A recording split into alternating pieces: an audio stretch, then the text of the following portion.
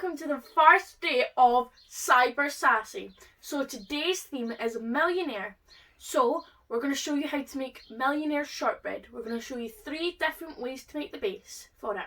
But it takes quite a while to cool. So while it's cooling, I thought that you could do a maze to help the millionaire get to his money. I also have a colouring sheet for you guys, which is a big pot of gold. And I want to know, if you were a millionaire, what's the very first thing that you would buy?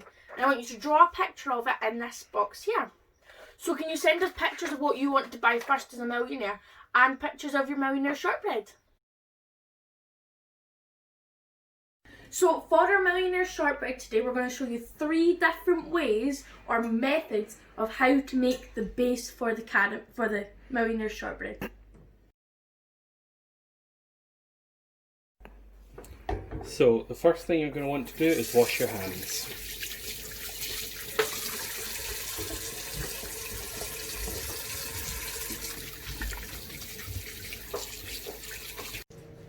So the first thing you're going to want to do is preheat your oven. You want to preheat it to 180 or 160 for a fan assisted oven or gas mark III. So for this you're going to need a recipe card, as well as 100 grams of salted butter. You need to make sure that it's salted. 50 grams of sugar, 150 grams of plain flour, and 200 grams of chocolate.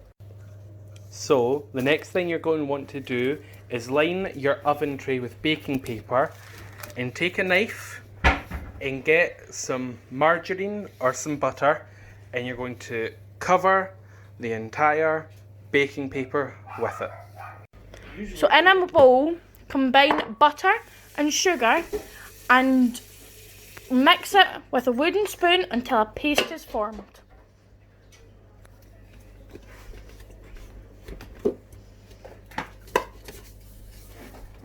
So it should start to look a little something like this.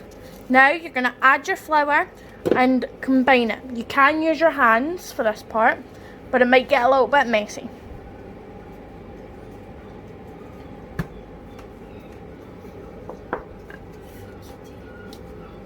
So now your dough should look a little something like this.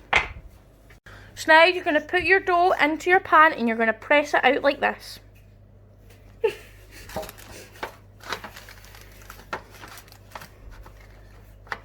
So now that you've smoothed it down and it's in your pan, you're going to want to use your fork to put some holes in it so that the shortbread doesn't rise. So now that you've done that, you're going to put it in the oven very carefully and you're going to leave them to bake for 10 minutes. For this way, you will need 200 grams of chocolate, 50 grams of butter, and a packet of plain digestives or rich tea biscuits. Any plain biscuits will do. Now you're going to want to melt your butter in the microwave. So now that you've melted your butter, it should look something like this. Now you're going to pour your biscuits into your bowl and add the butter. So the first thing you're going to want to do is put your digestives in a little bag, and then you're going to mash them up with the back of a spoon or a measuring cup. Or a rolling pin. And you want to mash them up until they're basically crumbs. So now you're going to use your hands and put your crumbs in the bottom of your tin. This tin, you should line it just like we showed you before. So you're going to mix it around until all the crumbs are soaked in the butter. A little bit like this. Now you're going to smooth it down with the back of a spoon or a measuring cup. It should look like this. So now you're going to put it in the fridge to set for 20 to 40 minutes, but you want it to be hard and to be set.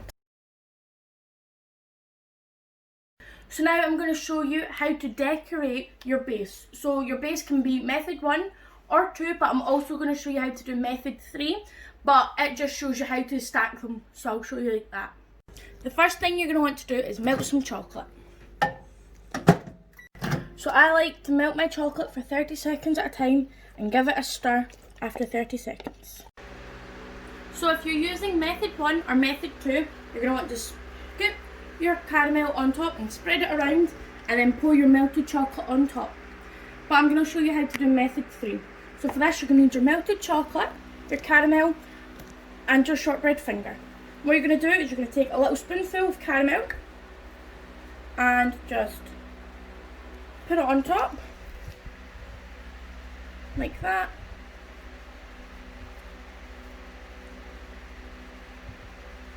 And then you're going to add some melted chocolate on top.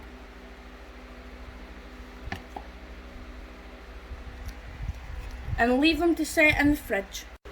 So once you've put your chocolate and your caramel on top of your shortbread using either base, you're going to put them in the fridge to chill until the chocolate's set and hard, and then you can enjoy. Please remember to send us pictures of you and your millionaire shortbread.